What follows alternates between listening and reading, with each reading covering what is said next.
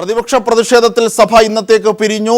മുഖ്യമന്ത്രിക്കെതിരായ ബിജു രാധാകൃഷ്ണന്റെ ലൈംഗിക ആരോപണവും കോഴ ആരോപണവുമാണ് ഇന്ന് സജീവമായ പ്രതിഷേധത്തിന് പ്രതിപക്ഷം സഭയിൽ ഉന്നയിച്ചത്. ഇപ്പോൾ വിവരങ്ങളുമായി MR സജേഷ് ഞങ്ങളുടെ പ്രതിനിധി ചേരുകയാണ്.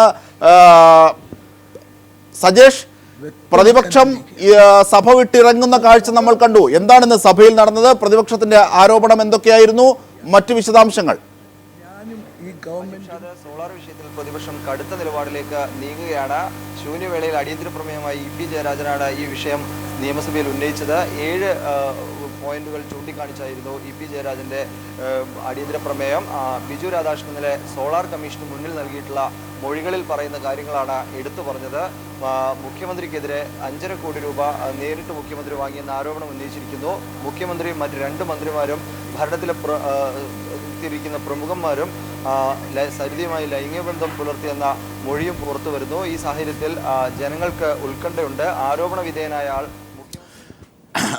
അതായത് സജേഷ്, കടുത്ത പ്രതിഷേധമാണ് ഇന്ന് പ്രതിപക്ഷം ഉയർത്തിയത്. ഒരുപക്ഷെ ബിജു രാധാകൃഷ്ണൻ ഉന്നയിച്ച വിഷയങ്ങൾ ലൈംഗികമായി സരിതയെ മുഖ്യമന്ത്രിയും മറ്റ് MLA-മാരും UDF MLA-മാരും അടക്കമുള്ളവർ ഉപയോഗിച്ചുവെന്നും അതിൻ്റെ ദൃശ്യങ്ങൾ തൻ്റെ പക്കലുണ്ട് എന്നും അത് ഇന്നും സോളാർ കമ്മീഷന് മുന്നിൽ ആ നിലപാടിൽ ഉറച്ചു തന്നെ ബിജു രാധാകൃഷ്ണൻ നിൽക്കുകയും ചെയ്യുന്ന സാഹചര്യത്തിലാണ് പ്രതിപക്ഷം ഇത്തരത്തിലുള്ള പ്രതിഷേധവുമായി രംഗത്തെത്തുന്നത്. ഒരുപക്ഷെ സഭ നിർത്തിവെക്കുന്നതിലേക്ക് കാര്യമെത്തുന്നു. ഒരുപക്ഷെ നിയമസഭയ്ക്ക് പുറത്തേക്ക് ഈ പ്രതിഷേധം വ്യാപിക്കുന്നു എന്നത് കാണാം. ഒപ്പം പീപ്പിൾ TV കൊണ്ടുവന്ന TC മാത്യുവിൻ്റെയും കുരുവിളയുടെയും അടക്കമുള്ള സോളാർ പരമ്പരയിലെ നിരവധി വിഷയങ്ങൾ കൂടി പ്രതിപക്ഷം ഇന്ന് ഉന്നയിച്ചു. ഒപ്പം എറണാകുളം ഗസ്റ്റ് ഹൗസിൽ ബിജു രാധാകൃഷ്ണനുമൊത്ത് കഥകടച്ചിരുന്ന് എന്താണ് പറഞ്ഞതെന്ന് മുഖ്യമന്ത്രിയോട് ചോദിച്ചു. പക്ഷേ അതേ സംബന്ധിച്ച് മുഖ്യമന്ത്രി പഴയ നിലപാടിൽ നിന്നും മാറിയില്ല.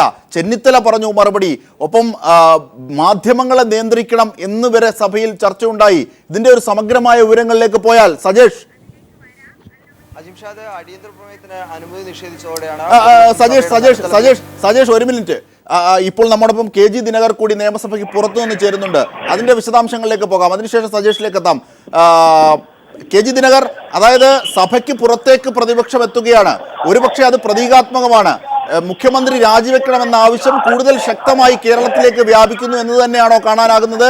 എങ്ങനെയാണ് പ്രതിപക്ഷം, എന്തൊക്കെയാണ് പ്രതിപക്ഷത്തിന്റെ ആവശ്യം? മറ്റു വിശദാംശങ്ങളിലേക്ക് പോയാൽ ദിനകർ. അജിംഷാദ്, പ്രതിപക്ഷം സഭയ്ക്ക് പുറത്തേക്ക് എത്തിയിരിക്കുകയാണ്. ഇപ്പോൾ സെക്രട്ടേറിയറ്റിലേക്ക് പ്രതിപക്ഷ നേതാവ് കോടിയേരി ബാലകൃഷ്ണന്റെ നേതൃത്വത്തിൽ LDF MLA-മാർ ഉൾപ്പെടെയുള്ളവർ സെക്രട്ടേറിയറ്റിലേക്ക് മാർച്ച് നടത്തുകയാണ്. സെക്രട്ടേറിയറ്റിന് മുന്നിലാണ് LDF-ന്റെ പ്രതിഷേധം സംഘടിപ്പിച്ചിരിക്കുന്നത്. അതോടൊപ്പം BJP-യുടെ പ്രതിഷേധവും നിയമസഭയ്ക്ക് മുന്നിലേക്ക് എത്തുന്നുണ്ട്. ഉമ്മൻചാണ്ടി രാജിവെക്കുക എന്ന മുദ്രാവാക്യം ഉയർത്തിയാണ് LDF പ്രതിഷേധം ശക്തമാക്കിയിരിക്കുന്നത്. കടുത്ത പ്രതിഷേധമാണ് സഭയ്ക്ക് പുറത്ത് ഉയരുന്നത്. സെക്രട്ടേറിയറ്റിന് മുന്നിൽ ആണ് LDF-ന്റെ ശക്തമായ പ്രതിഷേധം സംഘടിപ്പിച്ചിരിക്കുന്നത്. അജിംഷാ, അതായത് ദിനകർ, ആ പഴയ കാലത്തിലേക്കാണ്. ഒരുപക്ഷെ സോളാറുമായി ബന്ധപ്പെട്ട അഴിമതിയുടെ ആദ്യ വാർത്ത പീപ്പിൾ TV-യാണ് പുറത്തുവിടുന്നത്.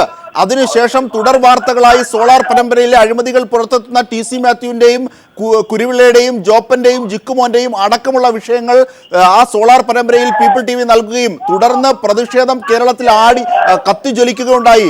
ഒരുപക്ഷെ സെക്രട്ടേറിയറ്റ് വരെ ഉപരോധത്തിലൂടെ ദിവസങ്ങളോളം സ്തംഭിക്കുന്ന കാഴ്ച നമ്മൾ കണ്ടു. ഒരുപക്ഷെ ആ പ്രതിഷേധം ഒരിക്കൽ കൂടി ആവർത്തിക്കുന്നു എന്നതാണോ ഇന്ന് നമുക്ക് കാണേണ്ടത്? ഒരുപക്ഷെ സഭയിൽ അത്ര കടുത്ത നിലപാടിലേക്കാണ് പ്രതിപക്ഷം നീങ്ങുന്നത്. മുഖ്യമന്ത്രി രാജിവെക്കാതെ ഇനി മുമ്പോട്ട് പോകാനാകില്ലെന്ന് VS അച്യുതാനന്ദൻ അടക്കമുള്ളവർ അത്തരത്തിലാണ് പ്രതികരിച്ചതും. ദിനകർ, അങ്ങനെയെങ്കിൽ തീർച്ചയായും അജിംഷാദ്, ശക്തമായ പ്രതിഷേധമാണ് സഭയ്ക്ക് അകത്തും സഭയ്ക്ക് പുറത്തും ഉയർന്നു വരുന്നത്.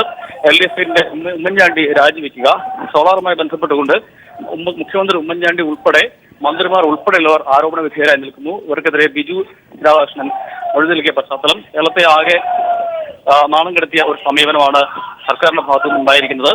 ശക്തമായ ആവശ്യമാണ് LDF ഇപ്പോൾ ഉന്നയിക്കുന്നത്. മുഖ്യമന്ത്രി ഉൾപ്പെടെയുള്ളവർ രാജിവെച്ചില്ല എങ്കിൽ പ്രക്ഷോഭം കൂടുതൽ ശക്തമാക്കാനാണ് LDF-ന്റെ നീക്കം. അതിന്റെ ഭാഗമായിട്ടാണ് സഭ സമീപിച്ചുകൊണ്ട് സഭയിൽ നിന്നും വോക്കൌട്ട് നടത്തിക്കൊണ്ട് കടുത്ത പ്രതിഷേധത്തിലേക്ക് LDF നീങ്ങുന്നത്. ഇതിന്റെ ഭാഗമായാണ് ഇപ്പോൾ സെക്രട്ടേറിയറ്റിലേക്ക് LDF മാർച്ച് സംഘടിപ്പിച്ചിരിക്കുന്നത്. കഴിഞ്ഞ ദിവസവും ഇത്തരത്തിൽ നിയമസഭയ്ക്ക് മുന്നിലേക്ക് LDF മാർച്ച് സംഘടിപ്പിച്ചിരുന്നു. മുഖ്യമന്ത്രി ഉമ്മൻചാണ്ടി ഉൾപ്പെടെയുള്ളവർ രാജിവെക്കണം, സർക്കാർ രാജിവെക്കണം എന്നുള്ള ആവശ്യമാണ് LDF മുന്നോട്ട് വയ്ക്കുന്നത്. സോളാർ കേസിലും അതോടൊപ്പം തന്നെ ബാർ കോഴ കേസുമായി ബന്ധപ്പെട്ടുകൊണ്ടും സർക്കാരിനെതിരെ ശക്തമായ ആക്ഷേപങ്ങളും ആരോപണങ്ങളും തെളിവുകളും ഉൾപ്പെടെയുള്ളവ കോടതിയിൽ എത്തിയിരിക്കുന്ന ഒരു സാഹചര്യമാണ്. സർക്കാരിന് ധാർമ്മികമായി തുടരാനുള്ള അവകാശം ഇല്ല എന്നാണ് LDF ചൂണ്ടിക്കാട്ടുന്നത്. ഈ പശ്ചാത്തലത്തിൽ സർക്കാർ രാജിവെച്ച് ഒഴിയണം എന്ന നിലപാടാണ് LDF സ്വീകരിച്ചിരിക്കുന്നത്.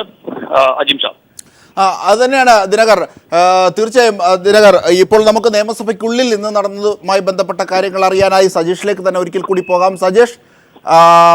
സജീഷിലേക്ക് പോകാനാകുന്നില്ല. ഒരിക്കൽ കൂടി ദിനകറിലേക്ക് തന്നെ വന്നാൽ, അതായത് ഈ 68 അംഗങ്ങളുടെ പ്രതിഷേധം എന്നതിനപ്പുറത്തേക്ക് BJP പ്രതിഷേധവുമായി എത്തുന്നു. ഒപ്പം ഇടതുപക്ഷത്തിൻ്റെ തന്നെ യുവജന സംഘടനകൾ, ഇടതുപക്ഷ ആഭിമുഖ്യം പുലർത്തുന്ന യുവജന സംഘടനകൾ, വിദ്യാർത്ഥി സംഘടനകളും ഒക്കെയും ഇതുമായി ബന്ധപ്പെട്ട് എത്തുകയാണ്. അതായത് CD ഹാജരാക്കാം, തയ്യാറാണ്, തൻ്റെ പക്കൽ CD ഉണ്ട് എന്ന ബിജു രാധാകൃഷ്ണൻ്റെ ഏറ്റുപറച്ചിൽ ഒരുപക്ഷെ മുഖ്യമന്ത്രിക്കെതിരെ മാത്രമല്ല, അതുപോലെ തന്നെ ഇന്നലെ ബിജു രാധാകൃഷ്ണൻ പറഞ്ഞതിലെ ഏറ്റവും പ്രധാനപ്പെട്ട കാര്യങ്ങളിലൊന്ന് മുഖ്യമന്ത്രി ഒഴികെയുള്ളവരുടെ ലൈംഗിക ദൃശ്യങ്ങൾ കാണിച്ചു എന്നതായിരുന്നു ബിജു രാധാകൃഷ്ണൻ സോളാർ കമ്മീഷന് മുമ്പിൽ പറഞ്ഞ ഒരു ആരോപണം.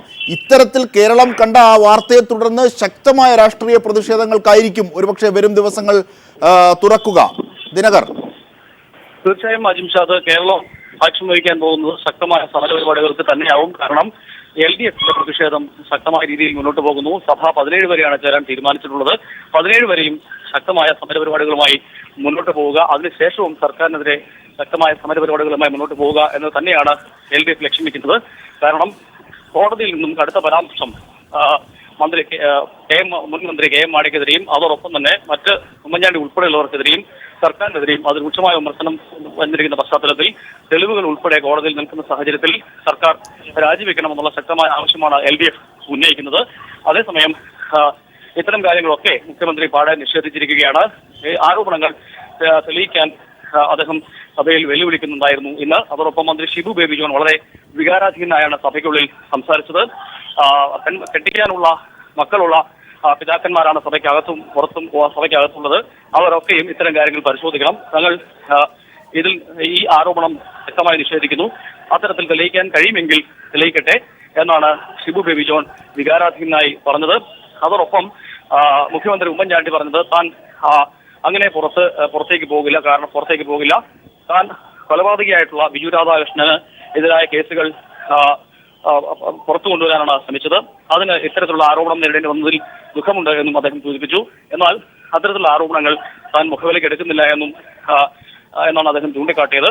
എന്നാൽ പ്രതിപക്ഷം ചൂണ്ടിക്കാട്ടിയത് നിരവധി തെളിവുകൾ പുറത്തു വന്ന സാഹചര്യത്തിൽ, സോളാർ കമ്മീഷൻ മുമ്പാകെ തെളിവുകൾ വന്ന സാഹചര്യത്തിൽ, ബാർകോഴ കേസുമായി ബന്ധപ്പെട്ടുകൊണ്ട് നിരവധി തെളിവുകൾ പുറത്തു വന്ന സാഹചര്യത്തിൽ സർക്കാർ രാജിവെച്ചൊഴിയണം എന്ന ശക്തമായ നിലപാടാണ് സ്വീകരിച്ചിട്ടുള്ളത്.